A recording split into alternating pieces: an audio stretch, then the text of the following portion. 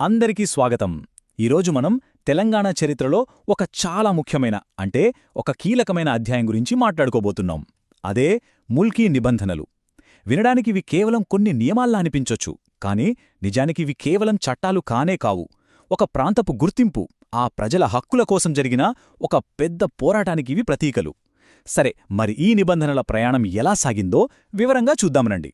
అయితే ఈ మొత్తం కథలోకి, ఆ వివరాల్లోకి వెళ్ళిపోయే ముందు ఒక చిన్న కాని చాలా ముఖ్యమైన ప్రశ్న వేసుకుందాం. ఈ కథకంతటికీ మూలం ఇదే. అసలు స్థానికులు అంటే ఎవరు? లోకల్ అని ఎవర్ని అనాలి? దీనికి అర్థమేంటి? ఓకే, ఈరోజు మనమేం చూడబోతున్నామంటే, మొదట ఫర్మాన్ నుండి రాజ్యాంగం వరకు ఈ నిబంధనలు ఎలా వచ్చాయో చూద్దాం.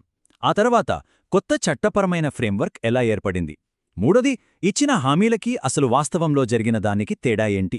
ఇక నాలుగోది, ఈ హక్కుల పరిరక్షణ కోసం ఉద్యమం ఎలా మొదలయ్యింది. చివరిగా ఈ ఉద్యమం ఒక సంక్షోభం అంచుకు ఎలా చేరింది. ఇలా దశలవారీగా మొత్తం విషయాన్ని పరిశీలిద్దాం. సరే, ముందుగా ఈ మొత్తం చర్చకు కేంద్ర బిందువైన పదం ముల్కీ. ముల్కీ అంటే ఏంటి? సింపుల్గా చెప్పాలంటే ఒక స్థానిక నివాసి. ఆ రోజుల్లో హైదరాబాద్ రాష్ట్రంలో, ఆ తర్వాత తెలంగాణ ప్రాంతంలో ప్రభుత్వ ఉద్యోగాలపై కొన్ని ప్రత్యేక హక్కులున్న వ్యక్తిని ముల్కీ అనేవాళ్లు. దీనికోసం కొన్ని నిర్దిష్ట నివాస ప్రమాణాలు ఉండేవి. అంటే ఈ నిబంధనల ముఖ్య ఉద్దేశమేంటంటే, ప్రభుత్వ ఉద్యోగాల్లో స్థానికుల హక్కులను కాపాడటం. ఇక్కడ మనం గమనించాల్సిన విషయమేంటంటే, స్థానిక ఉద్యోగాలను కాపాడాలనే ఈ ఆలోచన ఏదో నిన్నమొన్న పుట్టింది కాదు. దీని మూలాలు 100 సంవత్సరాలకు పైగా వెనక్కి వెళుతాయి. అంటే ఒక శతాబ్దానికి పైబడిన చరిత్ర దీనికుంది. ఈ టైంలైన్ చూడండి. కథ ఎలా మొదలైందో మనకు అర్థమవుతుంది. 1880ల కాలంలోనే 6వ Nizam Mir Mahbub Ali Khan civil services regulation ద్వారా ఈ ముల్కీ నిబంధనల్ని ఇంకాస్త పటిష్టం చేశారు.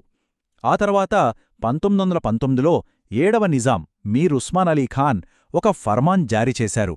అంటే ఒక రాజశాసనం అనమాట. దీని ద్వారా ముల్కీ రూల్స్ అధికారికంగా ఒక చట్టరూపం సంతరించుకున్నాయి. కథ ఇక్కడతో ఆగలేదు. 1949లో మిలిటరీ గవర్నర్ జెఎన్ చౌదరి కూడా 1919 ఫర్మాన్నే మళ్లీ జారీ చేశారు. ఇక అన్నిటికంగా ముఖ్యమైన మలుపు 1950లో వచ్చింది. భారత రాజ్యాంగం అమల్లోకి వచ్చాక ఆర్టికల్ 35B కింద ఈ ముల్కీ నిబంధనలకు ఏకంగా రాజ్యాంగ రక్షణ కల్పించారు. ఇది చాలా పెద్ద విషయం.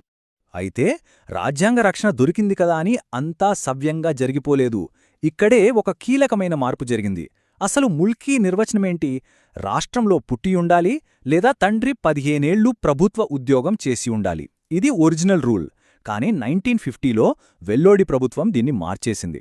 పుట్టుకతో వచ్చే హక్కును, అంటే జన్మ హక్కును పూర్తిగా పక్కనబెట్టేసి రాష్ట్రంలో ఖచ్చితంగా 15 ఏళ్లు నివసించి ఉండాలి అనే ఒక్క నిబంధనని తీసుకొచ్చింది. ఈ చిన్న మార్పే భవిష్యత్తులో చాలా పెద్ద గొడవలకు, వివాదాలకు దారితీసింది.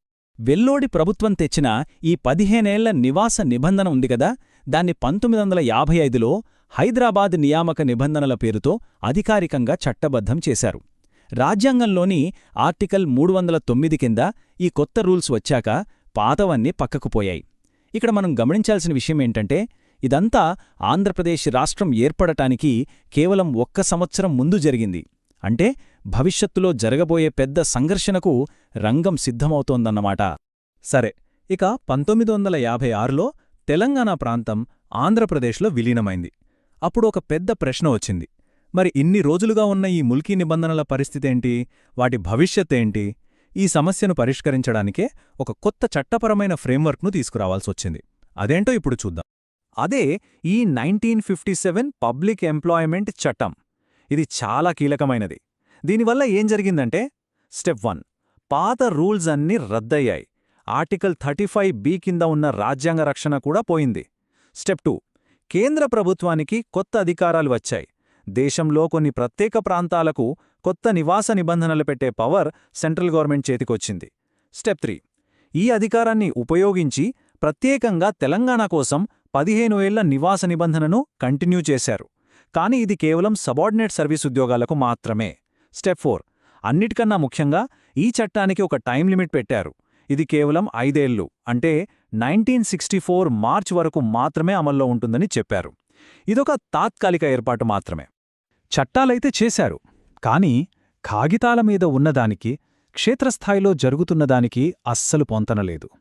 ఇచ్చిన హామీలకు వాస్తవ పరిస్థితులకు మధ్య దూరం పెరుగుతూనే పోయింది. మరి ఆ ఉల్లంఘనలు ఎలా జరిగాయో చూడండి.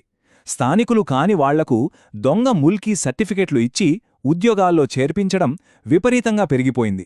ఇంకొకటి, రూల్ 5 అని ఒకటుండేదు. అంటే అర్హులైన ముల్కీలు దొరకకపోతే బయటి వాళ్లను తీసుకోవచ్చు. దీన్ని అడ్డం పెట్టుకుని కావాలనే స్థానికులకు అవకాశం ఇవ్వకుండా చేశారు. చివరికి 4వ తరగతి ఉద్యోగాల్లో కూడా స్థానికేతరులనే నియమించారు.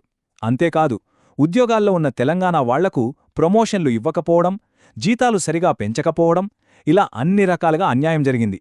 ఈ ఉల్లంఘనలు ఎంత దారుణంగా ఉన్నాయంటే ఆ 5 ఏళ్ల చట్టాన్ని పొడిగిస్తూ 1969 వరకు తీసుకురావాల్సొచ్చింది. ఈ అన్యాయంపై ఉద్యోగుల్లో అసంతృప్తి బాగా పెరిగిపోయింది. అప్పటి తెలంగాణ ఎన్జీఓల యూనియన్ అధ్యక్షుడు కె.ఆర్. ఆమోస్ జులై 10, 1968న అన్న మాటలు చూడండి. ప్రభుత్వం వాటిని అమలు చేయనందున ఉద్యోగులు కష్టాలకు గురవుతున్నారు.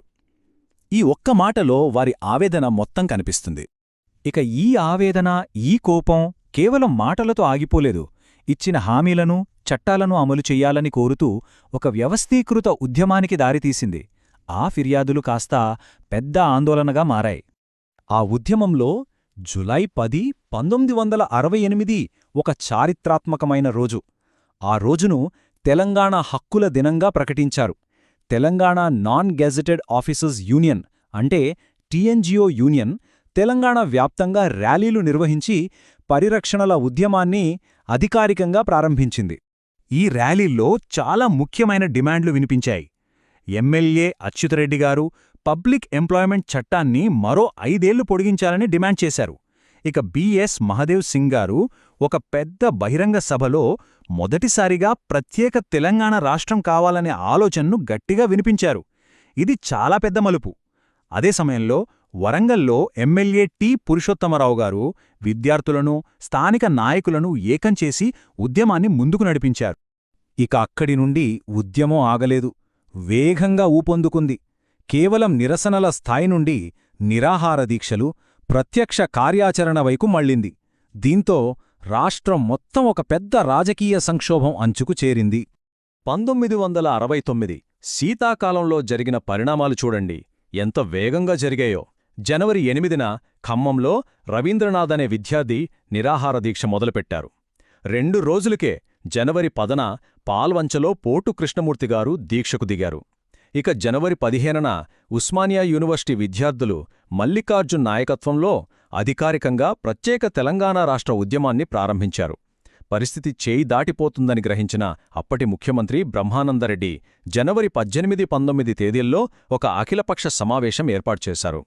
ఆ తర్వాత జనవరి 21న ప్రభుత్వం జీవో నెం 36ను జారీ చేయాల్సి వచ్చింది.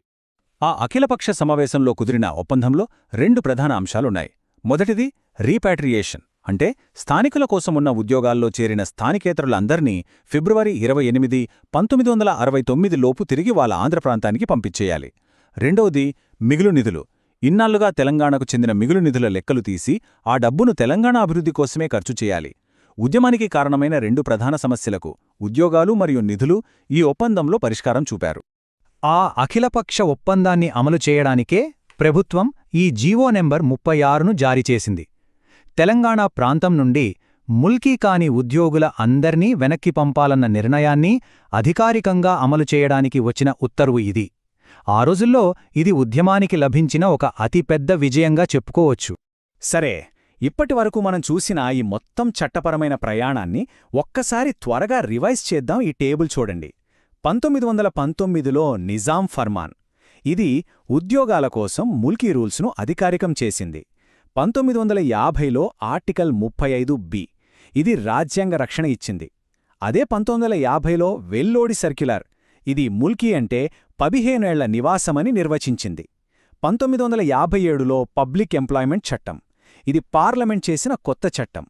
ఇక చివరిగా 1969లో జీవో నెంబర్ 36, ఇది స్థానికేతరులను వెనక్కి పంపాలని ఆదేశించింది. ఇవి 5 కీలకమైన మైలురాళ్లు. ఈ మొత్తం చరిత్ర మన ముందు ఒక పెద్ద ప్రశ్నను ఉంచుతుంది. చట్టపరంగా ఇచ్చిన హామీలు, రక్షణలు అమలులో విఫలమైనప్పుడు న్యాయం కోసం ప్రజలు వేసే తర్వాతి అడుగు ఏంటి?